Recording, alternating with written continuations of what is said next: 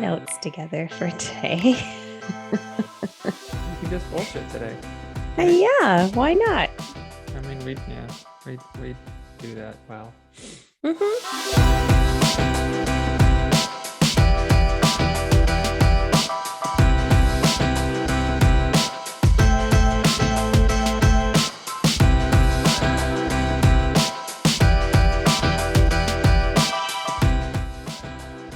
Hello, and welcome to Middleish, a podcast about moderation in all things. I am Michael Gray. And I am Erin Green. And I just realized before I did the countdown, we didn't say who was going to do what here, and I just went. You seemed pretty confident, and I was just going to point at you if. Well, so this is normally we record once a week. This is our third recording in less than a week. So yeah, we have a pretty good idea of who did what last. I mean, part of me was like, maybe we should make this a regular practice where we're recording more frequently, but at the same time, it's a lot to juggle around and carve out that time. Mm-hmm. If we had, I could see if we had some sponsors, this was like a decent thing of income for us. I could do 2 or 3 a week for sure. Yeah. Because I love doing this. It's super fun. Mm-hmm. But yeah, but until we get there, trying to fit in how we make money and pay our bills, it's like, 3 in a week is a lot.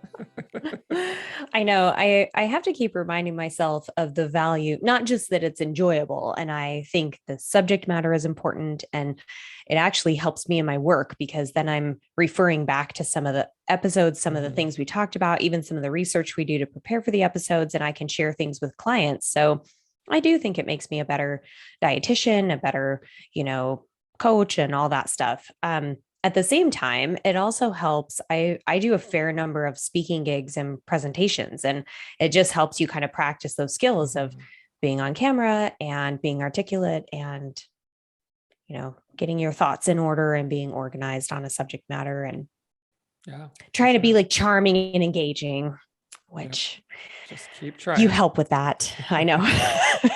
Just keep working on that. You're getting there, buddy. You're getting there. I know. Way better than it used to be. Man, we first started. Whew. No, I'm just kidding. Oh, geez. I think Erin has always been way more professional than oh, thanks. No, I've ever been. We're good. We're a good team. Yeah. So good. How's things? Things are good. I had such a fun Saturday. We did an event called Cranksgiving. Oh. Yes. Okay. And not cranks like you're cranky and grumpy and grinchy. You hang out with all the family members that you don't care for. No, everyone's like, isn't Cranksgiving every year, every fourth Thursday of November? Isn't that Cranksgiving? No, Cranksgiving is a charity event where cranks like a bicycle crank. Mm-hmm. So everybody gathers on bicycles, and you have this manifest that they hand you at the beginning of the ride. Like you can only open it at a certain time, and you open the manifest and it has the instructions on what it's very vague when you're signing up for it, which is a little bit like, you know that you're supposed to ride around and get groceries and do things, but you have no idea what that entails. So my friends and I, there was a team of 3 of us, and we opened the manifest, and there's all these really cool little facts to find out about Boise. So you ride around to all these different places in Boise, and you kind of learn Boise's history and just some little factoids and things, and you write them down, fill in the blank on the answers. And then there's also like a scavenger hunt. So you need to pick up food at all these different businesses that have donated food for needy families. And then you also have to go and buy this list of groceries. So like cans of green beans and, cranberry sauce and whatever. So you're on bicycles doing all of this. And I think I rode over 20 miles. I rode from my house, but then riding around town doing all this stuff. And my backpack was like over 20 pounds when I finished, because I had a 10-pound sack of potatoes in there. And I had like a can of yams and like onions and apples, heavy stuff. And all the weight evenly distributed, of course. Yeah. Oh, sure. I'm like wobbling around about to run over people on the green belt. So It was super fun. We had a great time doing it, and some of the stops are kind of a party atmosphere where they have some snacks and have little games and stuff for you to do, and it was just a great time. And then you come to the finish at a local brewery and turn in all your food and your manifest. And there is a prize for the biggest turkey, which is, I mean, if you think about it, like, yeah, it would be great to hunt through and find the biggest turkey, but then you have to ride with it for how many Right. miles around town. Yeah. So my friend's husband Tyler did the grocery store run, and he's texting us and he's like, "I got a huge turkey." We're like, "Okay." So we meet up with him and we're like, "How big is this turkey?" He's like, "Oh, you got to see this thing. It's almost 23 pounds." And I'm like, That's a big "Tyler," turkey. it's a big turkey. And he was convinced we were going to win the biggest turkey. And then when we were there at the brewery, we heard we didn't, as somebody else had a bigger turkey.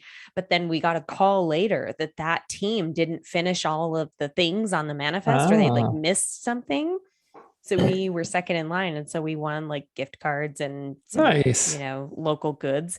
So it That's was really fun. fun. We just had a blast doing it and riding around. I mean, the weather was nice, and you learn Yeah. some things about your city that you've lived in for so Sure. long. You had no idea. There's a pinball museum here. Yeah. Really? Yes.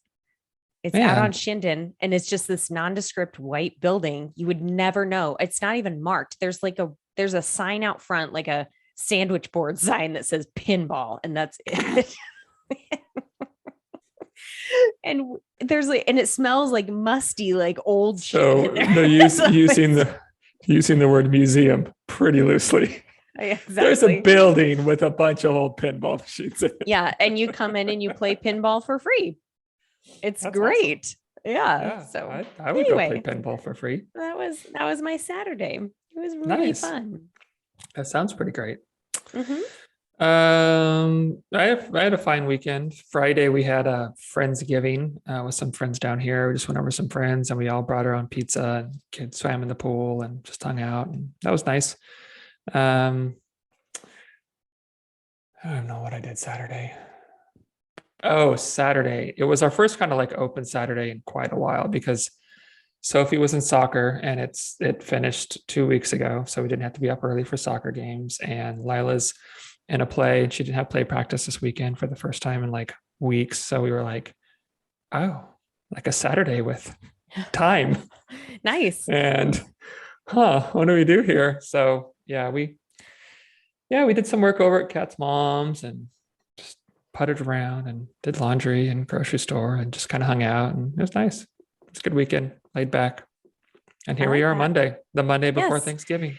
We're here Monday. Do you Yeah. feel like it's a little easier to swallow because you've only got a few, well, you're going camping tomorrow, right? So you don't even have a few days of work before Thanksgiving.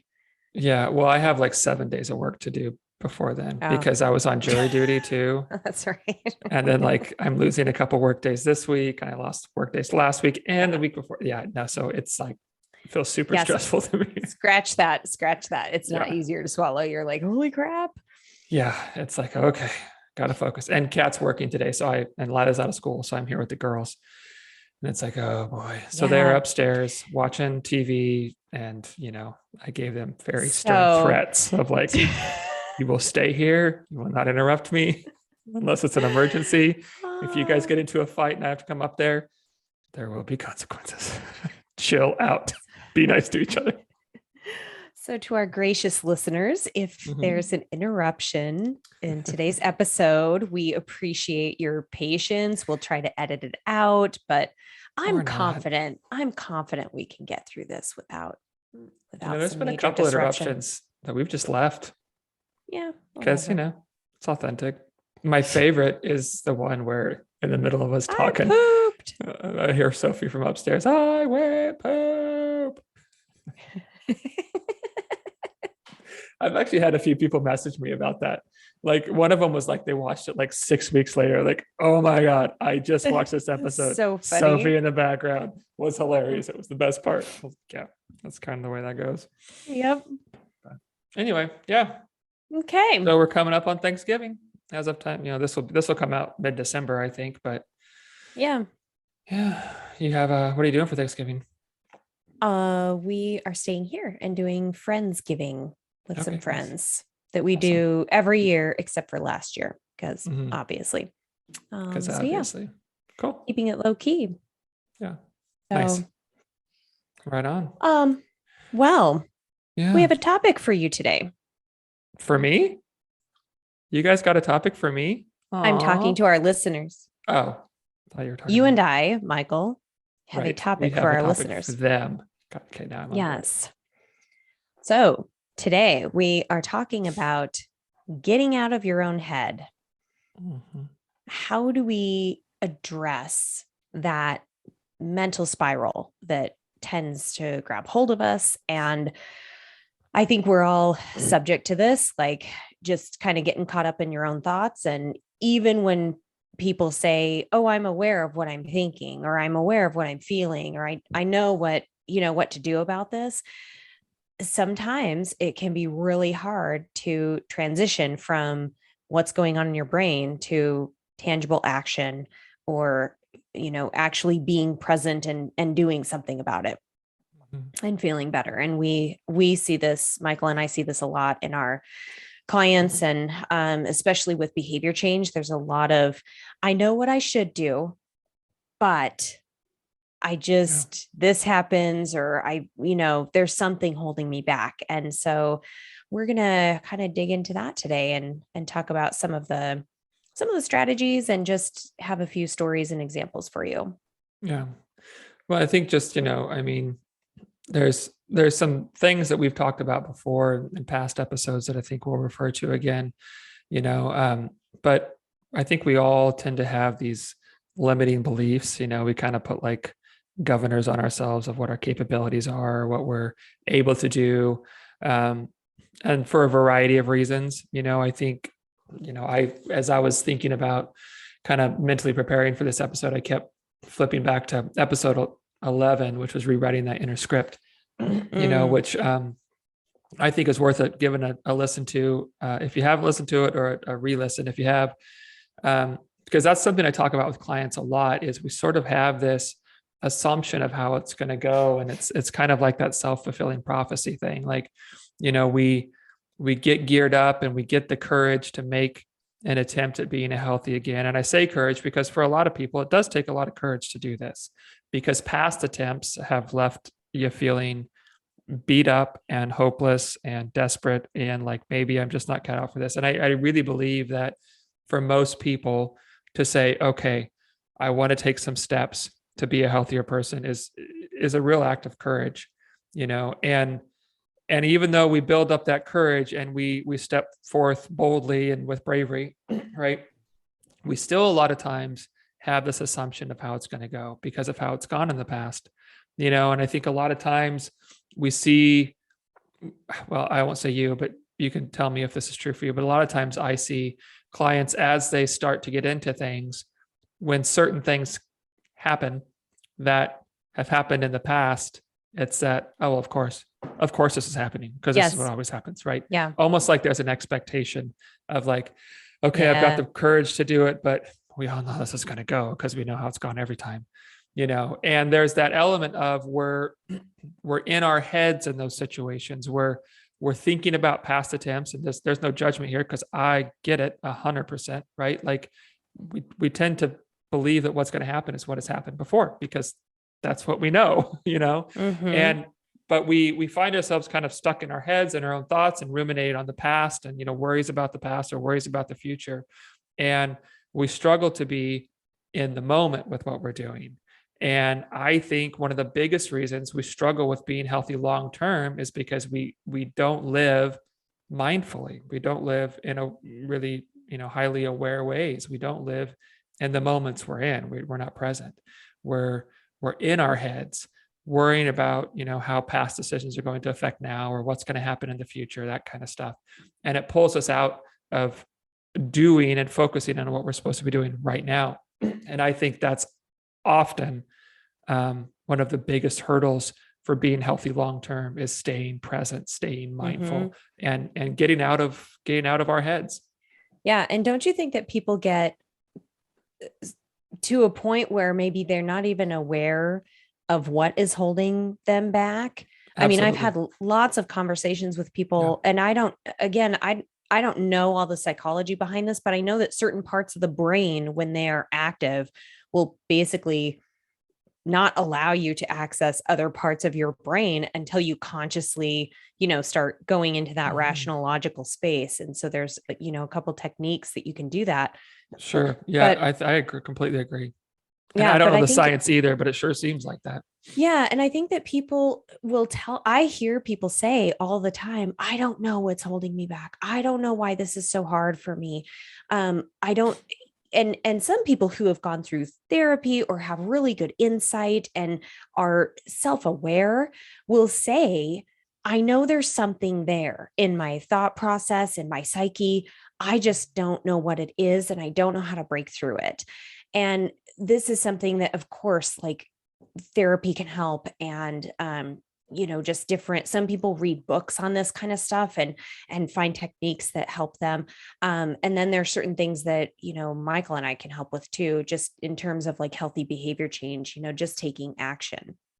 Yeah. So I think it's important for people, first of all, to become aware of some of these thoughts and maybe these moments when you are in, I call it like this mental tangle, where you just kind of feel like you're stuck with these recurring thoughts, and maybe even your, like you said, that self-fulfilling prophecy of, well, I never follow through with these things, or this is how it's happened for me in the past. First, the first step is being aware of that, and then the next is like, facing that and overcoming it, and how can we move beyond it. Yeah. Yeah, for sure. I think to me it seems like one of the mm, and I kind of piggybacking on what I was just saying, but one of the biggest hurdles for most people, and the reasons why are different, and how this exactly plays out can be different, but is that mindfulness piece, is that being in the moment. I mean, I think we see that when we're like, if someone's exercising, are you there in the moment? Are you feeling your body move? Right? Are you aware of how it feels to move your body and to exercise? Are you aware of what you're communicating to yourself as you're exercising? Because we can be doing a healthy thing like exercising and communicating a bunch of awful, unhealthy stuff to ourselves, right? Like, Mm-hmm. oh, I'm this, I'm that. When I do this movement, my stomach rolls and I hate that. And people are looking at me, and I mean, like, that can absolutely happen a lot, right? Or if we're talking about food, like, sorry, we can be eating healthy food, but in unhealthy ways, right? Like not present. We can be eating it for unhealthy reasons. We can be not aware of how our body is feeling and how foods taste, and we can be really mindless with this stuff. And I really think that a lot of that being in your own head, a lot of it really comes down to being present or not, to being intentional or not, to being mindful or not, to being aware or not. You know, um, because I think when we get caught up in our own head, we're focused on what we're not doing, right? Or let's see, how do I want to say this? Like, if we're mindful, we're really focused on what we're doing in the moment, right? Obviously, that's kind of what that means. Like, how am I eating? Why am I eating? What am I experiencing? How does my body feel? What am I communicating with myself? Like, I'm just in this moment. I'm living in this moment. And I think if we're living in that moment purposefully, it's really hard to be in our own heads. It's hard to be distracted Well, by anxieties mm-hmm. and worries and future and that kind of stuff. But if we're not living that way, then it's really easy to be there, because if we're not in the moment, where else are we going to be? Yeah, I think, Somewhere yeah, else that we can't that, directly control right now. I'm yeah. sorry, And I that was a no, half-cocked that's, idea when I started saying it. no, How to get there. that's what you're getting to, is that Mhm. when you're not in the present moment, here and now, and observing what's happening right now where you are, you're either in the future or in the past. So there's worry or Somewhere. anxiety, Yeah. right? Like, Yeah. so there's all this, if you're thinking about the past, there's regret, maybe there's some, worry there. Maybe there's shame there. If you're living in the future, then there's anxiety, there's worry there. Maybe some nervousness. If you're right here and right now, you can tangibly describe what you're doing, what you're feeling, what thoughts are happening. And this is where I think this is a good place to talk about that 5, 4, 3, 2, 1 practice. That I learned this from a colleague of mine, Kaylee Featherstone, who's a psychologist here in town in Boise, just a brilliant person and a wonderful person. And she shared this 5, 4, 3, 2, 1 practice with me. And turns out Michael knows this practice too. And I don't know, where'd you get it? I honestly don't have any idea. So the way I've done it is a little bit different, but conceptually the same. Yeah.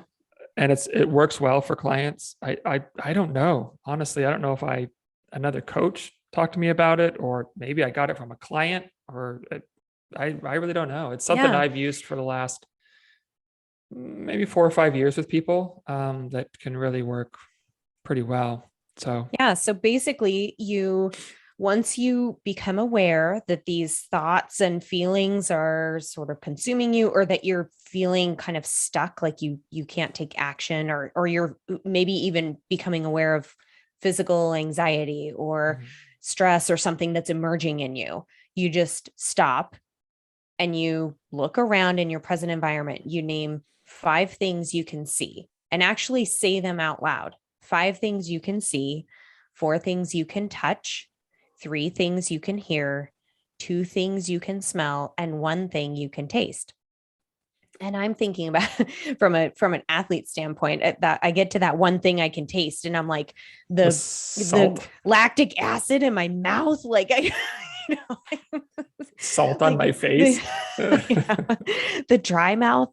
So I think this has a number of applications. First of all, it forces you to just set aside.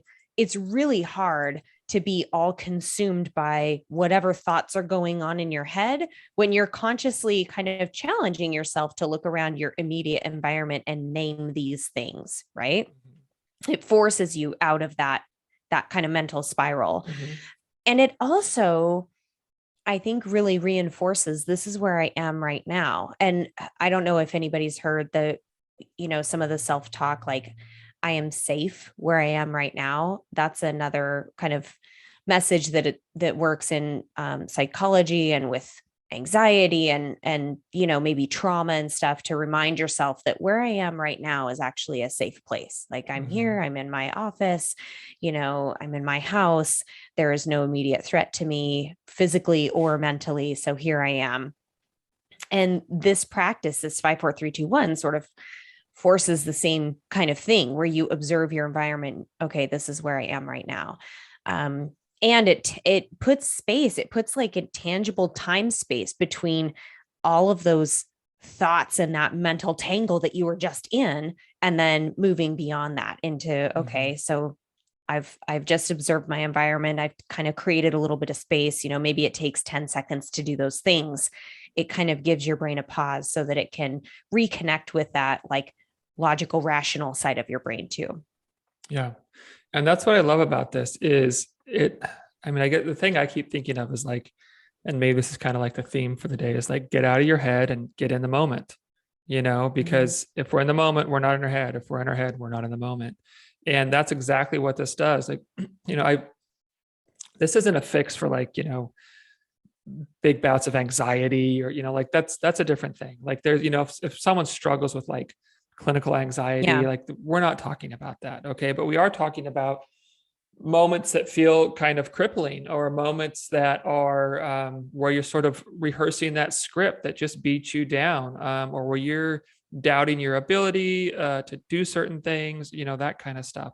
And I realized, this is my perspective, when I first kind of learned about this, at least I don't know what you thought, Aaron, but when I first kind of heard about this, I was like, man, that kind of seems cheesy. I know. I was like, I can never picture myself doing this. What can I see? What can I feel? Like, okay, this is sure. Okay. But it's one of those things that it really made me aware.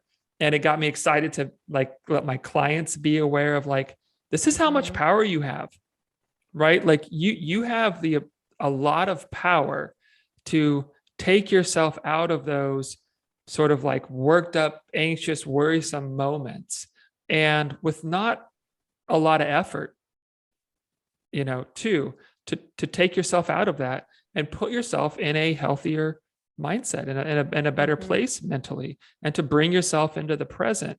And I think it's a really good illustration of how often the things that we have built up to be these huge things are often only huge things because of how we're looking at them, our perspective on them. You know what I mean? And when we actually get into the present and we're able to see things a little bit more rationally and a little bit less like emotion-based, fear-based, or worry-based, or whatever, we can go, oh, okay, I know what I need to do. I can see what I need to do, and I can do it. It's very doable, because when we get out of our heads and we get in that moment, and that's a big perspective shift, right? Like if we're looking at things from worry and anxiety, things can seem enormous. But if we can take a little bit of energy and effort and shift our perspective and get in the moment, a lot of times those things are, oh, this is doable. I'm not saying it's going to be easy necessarily. I think sometimes it is. I think sometimes people are like, okay, like I was making so much out of this and it was nothing. Sure, absolutely. Yeah. That's not always the case. Sometimes it's still hard, but it's a lot more doable. And I've been shocked at how well this can work for people, that are worked up in those anxious, worrisome states, to just like ground yourself. Like, hey, let's get here right now. Let's get right here in this moment. And it's some serious power in getting present and getting in the moment. It really can shift perspective in powerful ways. And I'm reminded of, there's an ultra runner who's also a dietitian, and she has gotten into a lot of psychology and mindset and, food relationship kinds of things. And she talks about having your anchor. What is your anchor in this moment? And your anchor can be anything about you that is unchanging. So it's a characteristic, it's a value, it's, anything about you that helps you feel grounded, or it can be anything about the moment that helps you feel grounded. And again, that helps you just feel like all of these things that seem to be out of your control right now, swimming around in your head and causing these emotions that block your path forward, finding that anchor and coming back to, oh, but the sun is out and I just love sunny days, and sunshine makes me feel alive and hopeful. And if you can access that and turn that into, and that again is doing exactly what you're saying, it's putting yourself present. And so you're observing this thing that is right here and now and how it helps you feel. Right. In a positive sense, that's your anchor, or just reminding yourself. I mean, I know some people that have something tactile that is their anchor, those worry stones. Do you ever remember those where they're like a polished little stone? Some people, when I was a kid, I had a blanket with like the silk kind of border around it. And I used to rub that thing. Like my mom still has it. And there's one tiny strip of silk left because I rubbed all of it off because that was my comfort when I was a little kid. And so I think that's another thing you can try, is just, how do I have this anchor, this thing? It could be an observation, a feeling, something tactile, a phrase, a mantra that helps bring you back into that present moment. So I think there's also, so many ways to do that too. We'll talk a little bit about, I want to reference our episode on journalizing your life, which was episode 31. And this is something that I have seen work for a lot of people. I tell a lot of my clients that I want them to write things down. And even if they don't, and they'll say like, I don't know if you wanted me to share this with you or put this in here so that we both can see it. And I always say, look, if you want to share those things with me, by all means, I'm happy to see them all and read them and give you feedback. If there are some things that you just want to keep for yourself, and I still want you to write them down. because putting them on paper brings them to life. It makes them tangible and puts them out in the world.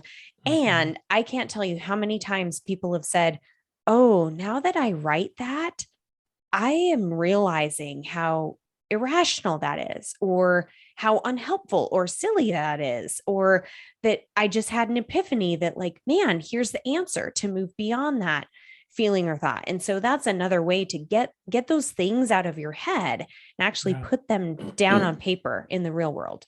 Yeah. Yeah. No. And I'm glad you brought up that episode, because I think, I'll be honest, journaling is a practice that I struggle with. I do, and I don't for a long time, and I do, and I don't. And whenever I do, I'm always really glad I did. And I think that's another, you said 31. Is that what it was? Episode 31. Yep. Yep. That's another one to, man, like, yeah, I think that's one that's really worth diving into. So, hey, if you're like traveling for Thanksgiving, maybe like, save episode 11 and episode 31 and revisit those, because I think they're both really going to build on and expand and reinforce everything we're talking about. Yeah. Today, well, and remember that for journaling, only 15 to 20 minutes once a month during a 4-month period. So once a month for 15 or 20 minutes can lower blood pressure and liver functionality. So there's benefits just to doing some very minimal journaling kinds of practices. Yeah. So I think, I don't remember what exactly you said. It was a little bit earlier, but it made me think of this, that, I think that the issue when we're in our own heads is that we kind of get like black or white or all or none, right? Like if we're in our heads worrying, then it's really easy for us to feel like it's 100% this. My life is 100% this. It's only worry and anxiety, because it can just overtake, right? And I think it's fair to say that probably most of the time, for most of us, our lives are not only one thing. And I shared this, I don't know, this is early on, I think. In fact, it may have been a Mean and the Mundane. It was probably over a year ago. It was a long time ago. But I was just having like a stressful week, and Kat like insisted, like she was like, stop working, go outside and be with your kids. Like, go play with the girls. Oh yeah. And I was fighting her. Do you remember that? Yeah. Because I was just like, no, I got to work and and she's like, you're not being productive. Like, stop it, get outside, And for me, that's something, and I still struggle with this for sure, because when you're in your own head, it does feel, it overtakes, right? But it's something I've learned, and it's getting easier to act on, I guess, is I know that anchor that you're talking about, my kids are one of those anchors for me, because it's really hard when I'm feeling like life is just anxiety and stress right now, and that's all I'm experiencing.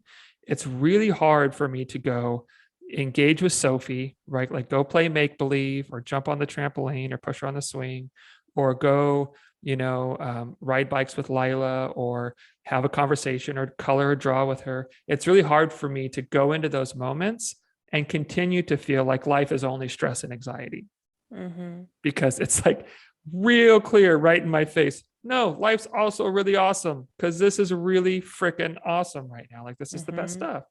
And I think that's the importance of, at least for moments, stepping out of our own head, doing something intentionally to bring you into the moment, because it reminds you like, oh yeah, life isn't only this right now. It's not only stress. It's not only shit. Like, there's beauty and love and laughter and really awesome things that, even if they're not overpowering right now, they're there, and I get to go access them and take a breath and take a breather and be in the moment. And I think it's important. Like you said, I'm really glad. I think anchor was a really good word, because I think it is important to have those things in your life that do anchor you to beauty and positivity and love and light, that you can just go, okay, I need to go over there. And this thing always gets me there. Like, this thing always reminds me that life isn't only this. And so maybe that's a good practice there, is identifying your anchors. What are things that can kind of tether you to pull you out of, the storms, of stress and anxiety. The dietitian I was just mentioning, her name is Marie Dalzot. She Mhm. lives in Oregon, I believe, and she's just Maria Dalzot on Instagram. And that's where I found, I'll try and look back and see if I can find that episode because Okay. I found it to be really helpful and interesting. She works in polyvagal theory, which is a trauma informed care kind of practice. Mhm. So anyway, just a little more information there. But I I totally agree that you're, and just shout out to Kat and then my Right. husband Matt as well, because usually the people in your life that can pull you out of your spiral or you're Mhm. swimming around in your own head, those people are critical to helping you stay in the present or Yeah. find the present again. And Yeah. this is, another facet of this conversation is, especially during the last year and a half, I mean, it'll be a couple years very soon that we've been in this pandemic situation. And I see and I feel in myself the impact of the social isolation that has been happening. And man, we are spending a lot of time in our own heads. And we Right. talked about this in our social media episode. I don't remember when that one was, but I can look back on it. Um, you I could look know, while you're talking if you want. I think there's kind of a twofold point that I want to make here. One is that having someone in your life, okay, so like a spouse or even a roommate, a good friend, a parent who can kind of pull you into the present and have that conversation and remind you that, hey, there's other things going on in your life right now that will help get you out of that mental spiral or get out of your own head. And conversation does that. You have to Mhm. respond to the person. If you're in person, you have to respond to body language. And, if you're really listening and your intent, if you are listening to somebody else, it is impossible to be stuck in your own head.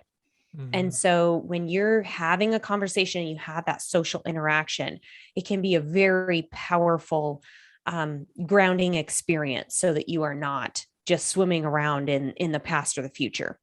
Right. So I think that social interaction is key. And how I'm going to tie this in with social media, it is not the same. It is Mhm. not the same as having a conversation with another person, because what happens? You get online, you read some posts or read someone's thread, and all you're thinking about is your response. Mhm. You are not thinking about having a conversation with this person. You are thinking about how you are going to make your point and dump your brain onto the page. So Right. it's not the same as having that real life interaction. And I think one of the challenges that we're facing in this pandemic time is how many conversations do you really have just off the cuff with anybody these days, right? I mean, sometimes we are not sure that we can even chat to a stranger in the grocery store anymore. Like, you Mhm. don't have those water cooler conversations because a lot of people are working from home. There's a lot of contention around, like, whether you're masking or not masking, or, what we can talk about with current events, because there's so much division there. And so I Mhm. think we are just not having as many, just kind of random spontaneous conversations with people. And I Right. think it then turns this inward, and we're Mhm. constantly in our own heads and swimming around there. So just a Completely couple agree. things to Yeah. think about. How can you cultivate some of those natural spontaneous conversations and recognize that social media is not a substitute for Right. having those in-person conversations? Absolutely. Real quick, episode 51. How does social media serve you? Okay. Which, and this is interesting. The episode, this doesn't matter at all. This is me being a nerd. It's been episode 11, 31, 51. They've all been 20 apart. Yeah, that's just Oh, we interesting to should me. look at like what episode I know. 21 and 61 are, and What's 41. what's 71? Does it pertain? Nutrient timing for exercise. Nope. Yeah, nope, nope. Yeah, and that's, but I'm really glad you brought that up because that's a really good point, because there is the thing about like having in-person conversations is we talk about connecting with people. And what we don't realize about connecting with people is like we literally energetically connect with people. Like when we're with someone in the same Yeah. space, we exchange energy, right? Like there's Mm-hmm. like things happening that we don't see at all. And we literally Mm-hmm. like connect energetically, and that's why having a really good conversation with someone in person versus a really good conversation with someone via email. I mean, those can be great on social media or email. Like they could still be good. It can make you feel good. You can feel better, that kind of stuff, but it's not the same. And when Mm-hmm. we connect, it's because we're literally connecting. Like we're like bonded in some way. I don't know how Mm-hmm. that works, but I absolutely believe in it. And like there's this energetic exchange. And when we're isolated so much and we don't have these conversations, or we're just in our home with the same people all the time, like we don't get to experience different energies and different exchanges and connect in different ways. And I think that's when we just get like kind of spinning in a circle, right? Mm-hmm. And a lot of times, I think too often we're relying on our own energy, and sometimes that's a good thing, but it's not how we're supposed to live all the time, because Yeah. sometimes that can just get exhausting. And I think that's a really good point. I'm glad you brought that up, because I do think that the more or the less we literally connect with people, the easier it is to feel in sort of those emptier, depressed, hopeless spaces, because we're not getting that exchange and that literal connection that we need to really thrive, you know. Mm-hmm. And social media presents itself as a really good substitute, and it's really Mm-hmm. not. It's cool how you can connect with anyone anywhere. Like that's Right. Stay awesome. in Yeah, touch like with high school friends and what's going yeah. on with someone's life. Yeah. At the same time, it's like, but what purpose does that serve? Yeah. Like it's cool, but cool doesn't mean a purpose. You know what I Mm-hmm. mean? And I think a lot of times we look at those things and we assume they serve a purpose, assume they're beneficial, where in reality they're just, it's an interesting thing, or it's kind of neat, but we've substituted strong connection and conversations that spur growth and that kind of stuff with just, this is kind of fun. This is interesting. Oh, cool. That Mm-hmm. person I haven't talked to for 20 years had a baby. Wow, that's neat. Like, okay. I mean, I don't mean to sound like a dick, but like, I don't care. I don't know them. Like, I'm never going to Right. see this baby. I don't remember what its name was. I don't even, like, I forgot about you until 3 years ago when we became Facebook friends. I forgot you existed. You know what I mean? Like, and now that random connection with a person you don't even talk to, you just see their post, is going to substitute for actual conversation Mm-hmm. and energetic exchange. Well, yeah. And don't you think that people, I fall victim to this all the time where I feel like I've kept up on someone's goings on, like they went on vacation or they had a kid or, this is happening with them. And so then I don't necessarily reach out and say what's going on in your life because, oh, I saw it on social I don't media. need to talk to you because you already told me. I know. So I think and one thing I've noticed just having conversations with a friend, it pulls you into different directions that you wouldn't necessarily go to if you were simply just, you know, throwing a post out there or responding to Mhm. something on social Yeah. media or even just responding to a text or an email. So I, pick up a phone and talk with people. I remember it was almost a year ago actually I connected with um a few of my best friends all in one day. It just happened that they were all available in one day. And so I spent like the Mhm. majority of the day on the phone, and which I actually don't enjoy sitting on the phone all day, but I just remember the richness of conversation and having that ability to listen and respond and talk about everything was really helpful. And so I think that sometimes people and this works in a therapeutic sense too. So if you are struggling with things like anxiety and tangible life stressors Mhm. and needing to talk to somebody, that talking it out can help. And that's what therapy is really for, I mean, number one, helping you just talk out these things. And your therapist is there for you. Like they are there to help you sort through these thoughts and provide some tools for you that are helpful specifically for you to get some of these thoughts out and put them in a new light so you can actually manage them and maybe find a way beyond some of these thoughts instead of being paralyzed by them and blocked by them. Right. So I think the conversation, is important in our social lives and, for friendships and relationships. It's also important in a therapeutic sense, Yeah. This is kind of a little bit down a rabbit hole, but I was just thinking, we really should have like a therapist on. That would be a really good guest on Middleish. Well, next week we have a sports psychologist on. Well, that's true. I guess that's pretty similar. And we're really excited about that one. Yeah, and we are. We could definitely find a therapist, or if anybody out there, any one of our listeners has a suggestion on a therapist that would be good to interview, or somebody we should ask to be on the podcast, let us know. Let us know, because we kind of have been lacking in the guest department. I was looking at like the first episodes here, and in like the first 22 we had 4 guests. Yeah, and then we had like none for the next year. We've had like 2 over the next like that's all right 50 episodes. That's all right. Yeah, so give us your ideas. Okay, I had a thought and I lost it with my little side train track thing there. I don't know what it was.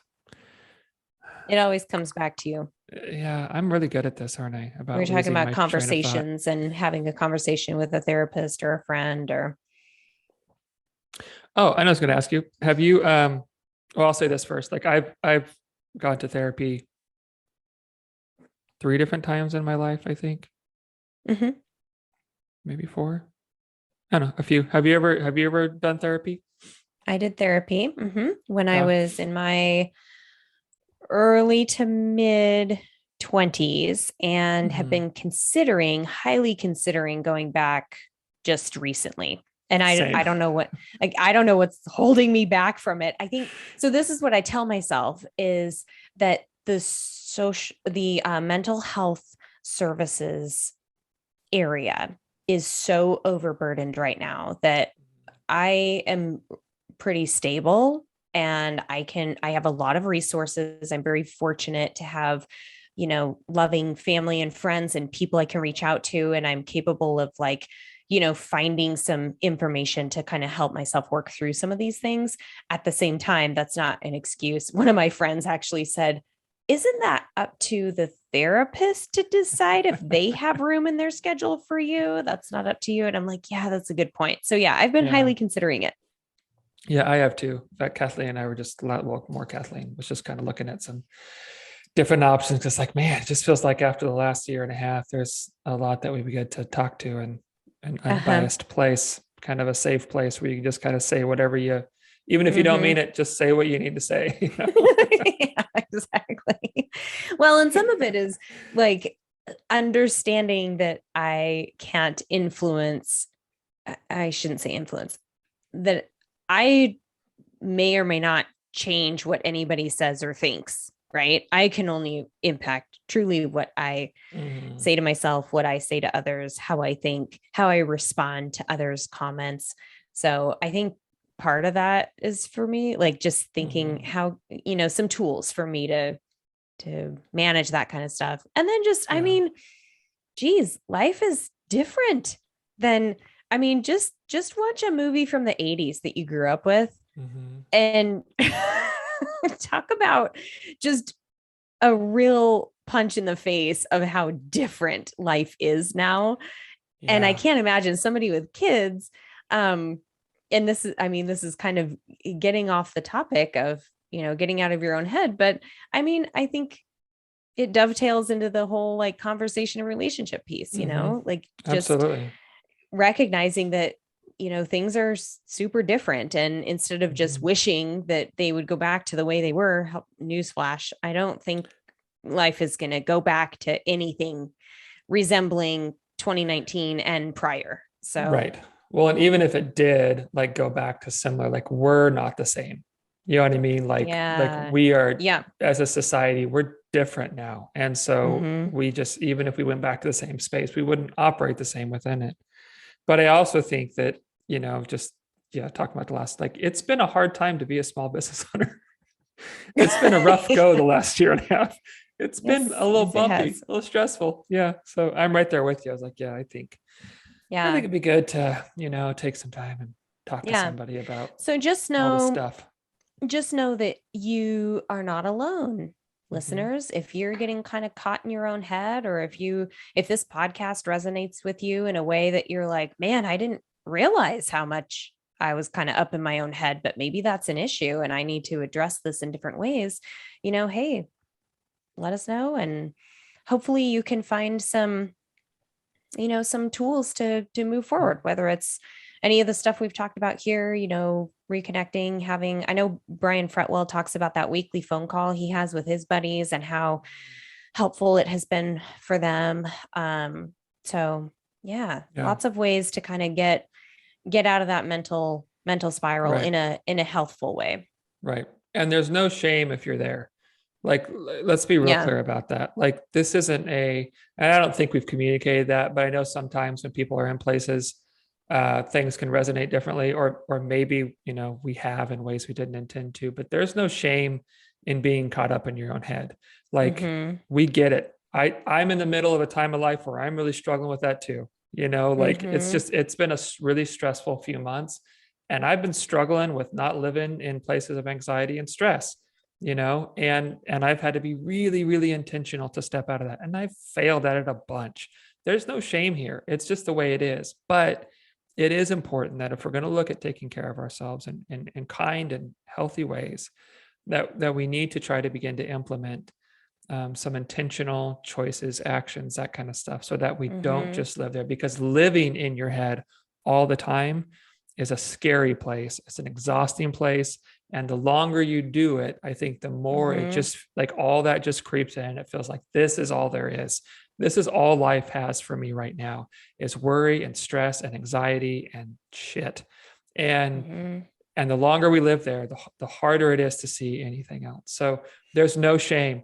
I get it, right there with you right now, but let's try to take some intentional actions to one, cut ourselves some slack, because we absolutely deserve that. And two, to recognize that there's more than what our heads offer us in any given Mm-hmm. moment. One other suggestion I was going to make for helping Mhm. you sort of, you know, switch your brain from that, tangle of thoughts and just sort of that barrier to action is to move your body. So I found with my triathlon training, some of that training was very focused. I mean, I had to hold a certain power on the bike for certain intervals. Swim training was a lot of math and a lot of kind of complicated, like pacing work and remembering which set you're on and what comes next. And um, that training really took me out of whatever worry or Sure. anxiety or stress or whatever was in my head and forced me into this present moment of not just focusing on the workout and how long I need to do this interval, but I would have physical cues. And I would do this in a race too. Whenever I would get, in that space where I'm, halfway through the marathon on an Ironman, and I'm just like, oh my God, this is so hard. I'm falling apart. I just lost Mhm. another place, whatever. And you're just like, you kind of get in, I don't know if I can hold this pace. Oh, what's that I feel in my ankle? Is that like that old injury coming back in the middle of this race? Like your brain just starts going to all of these negative places. And I would refocus myself on what's happening right now. Like, what do I need to do? How's my form? Do I need to, pick my chest up, pick my shoulders back, pick my knees up? Is my cadence where I want it to be? Like all of those things to just bring me back to what's happening physically right now in this moment. Yeah. So that's on, one extreme end, right? I was professional triathlete. And so I would put myself into that very focused, present place where like every second I was just focusing on the task at hand.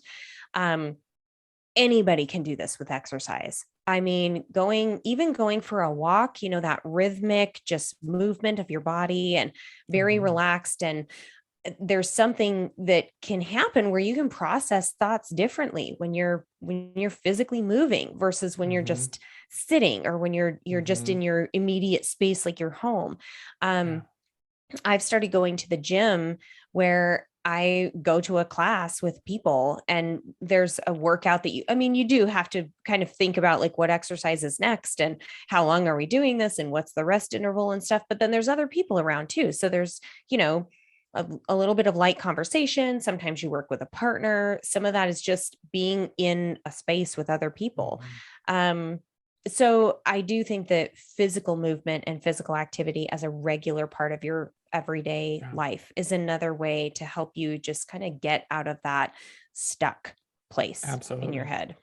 Yep. And I'm glad you mentioned that, because that has honestly, for a long time, but, even just more recently with, pandemic stuff and stress being higher for all of us, is even just like 10, 15-minute walks. Yeah. If I'm, if I have a real stressful thing happen, or if it's just a day where I'm just kind of in it, and, I can feel my productivity like just decreasing and I'm getting more in my head and doing less actually work. If I just take a walk around like our little loop, which is 10, 15 minutes, sometimes I put on music, sometimes I don't. Hopefully it's kind of nice and sunny. But just moving my body for a little bit, I come back and it's like nothing's different, but everything's different. Like nothing's changed, but everything feels, it's like, okay, I feel better equipped to tackle this. I did something that got me out of where I was and got me into a different headspace, even if it's just for 15 minutes. Like, and that's the thing, is like a lot of times it's not about like, depending on where you're at, like, it's not about living outside of your head all the time. Sometimes it's about, how do I give myself breaks?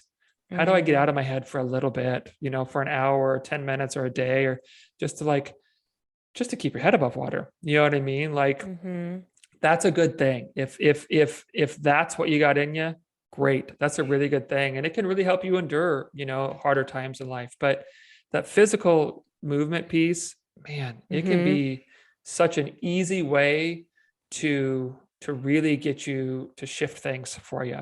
So I'm really glad you brought that up. And I love that you said nothing is different, but everything's different, because that's another kind of question you can ask yourself. What if there was a different way to view this situation? Or what if I could find a way to shift my perspective here? And I think that can also sort of pull you back to, what is the next action I can take? What's the next right move I can make here? Instead of just feeling like everything's out of my control, or I'm never going to get this done, or why does this person always say this to me? Why is this always happening to me? It sort of shifts you again back to that present moment. What's the thing I can do next that might shift my perspective? And just, I think sometimes just opening up that door of hope that there is a different way to see this situation. And there is a way to work through this anxiety or stress or whatever you're feeling at the moment. Just opening up that kind of idea that there is a different way. How do I get there? Like, what's the next step? I think that that's a really good point, is just, hey, I could come back and this won't feel as overwhelming, or this won't be as stressful. I can take a break from this shitty email I just got and come back to it later and have a different feeling or a different response. So I think reminding yourself too, that when you're kind of in that, spiral in your head, or you're just stuck with these thoughts and kind of swimming around, hey, I need something to break this up so that I can come back at it from a different angle. Yeah. Because sometimes that's the break we need. Is sometimes it's not like these monumental things. Sometimes it's just a little bit of perspective shift, or a little bit of a break that gets us out of our heads. And when we kind of get back into our heads, sometimes we see it differently. It's like, okay, I can see what's going on. I can see how this isn't what I thought it was, how it looks different, or I'm looking at it differently, or it's not as big, whatever. And when we can, even if we wind up back in our own heads, if we're in a little bit different place, sometimes that's all we need, and that's not a bad thing, so no shame, no judgment. It's this is tough stuff. And it's stuff that I think you don't just get and then you have it. Like it's stuff you have to revisit. You know what I mean? Yeah. That's just life. It doesn't mean you're doing it wrong. If you got to come back here again and again, that means life happens and you're living life, and that's the way it goes. You know? Yeah. And if we can be helpful at all, we hopefully are. And I think this is a great subject for everybody. It applies to everybody. And I hope you learned a few tactics here, some ways to address that. Yeah. So anything else to say? Well, yeah, but not on that topic. Okay. Go for it. I was going to wrap us up without checking with you. I'm good. Are you good? I've said all the things We're good. I want to say. Yeah. I was going to say, before we do mean and the mundane, just a quick reminder, you know, like, hey, if you enjoy what we do here at Middleish, please share, please, you know, tag a friend in one of our posts and say, hey, check this out. Send a link to, you know, YouTube video or Spotify or Apple Podcasts, whatever. Leave us a rating, leave us a review, subscribe. Any of that stuff is really helpful to what we're doing here and trying to get out this message of Middleish and moderation. So that's all I wanted to say. Thank you. Yeah. Very well said. Well, thank you. Okay. I have a mean in the mundane. Go for it. Yes. This is just last night and I'm really excited about it. So like about, I don't know, 6:30 or so last night, we'd eaten dinner. We were just kind of hanging out. And I told Lila, I said, hey, what if we get our pajamas on and we watch Shang-Chi and Legend of the Ten Rings, the new Marvel movie that's out on Disney Plus, because we hadn't watched it yet. And she's like, yeah. So we got our pajamas on, got changed, snuggled up in her bed, and we have like a little TV upstairs in their playroom, and it moved that into her room and on her little bookshelf. And so we could lay in bed and watch TV and just watch the movie. And, you know, there were a couple of times where I was like, hey, do you want to snuggle? And she's like, no, I'm good. Okay, that's fine. You know, and we were just laying on her bed, and I don't know, maybe halfway through, she just kind of like leaned over and put her head on my shoulder, and I just put my arm around her and I was just holding her. I just kissed her head. And after a few minutes, I said, this is one of my very favorite things. And she goes, yeah, it's one of mine too. Oh, how sweet. This is the best ever. It's the best moment of my life right now. Oh. So, you know, That's she's sweet. at that age where, you know, she doesn't always want to be as affectionate, and she's more conscious of her body and like, Dad, don't hug me like that. It feels kind of weird. You know, like she's just more aware of things. So when I do get those moments of like, yeah, let me just like snuggle right into you, and can you just hold me back? And yeah, it's just, they're just awesome. So that was mine. That's sweet. Yeah. Mine has to do with snuggling too, but since I don't have any kids, it's with Rally, my kitty cat. So I got my COVID booster on Saturday. And so yesterday was just spent in bed with the fever and kind of feeling crummy all day. And I took, I think 2 or 3 naps yesterday, and I woke up. I rarely take a nap really late in the day. Like I kind of have this rule where I need to nap about 8 hours after I wake up. Otherwise I'm not gonna push it too late. Like Matt can come home after work and take a nap at like 5:30 or 6 and still be okay to go to sleep. Not me. Yeah. But I ended up falling asleep right as the sun was going down. And I kind of woke up in this sort of twilight, like it was, the sun had just gone down, and I was, you know, discombobulated because, oh man, I slept kind of late in the day.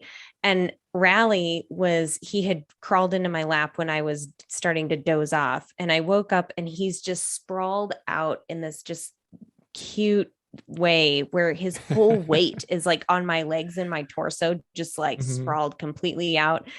And it's kind of dark, so I can't really see anything, but I just can feel this weight and this breathing in my in my lap. So it was just a lovely way to kind of wake up and be and just feeling that like safe and cozy and warm, you know, lovely feeling. So that was mine.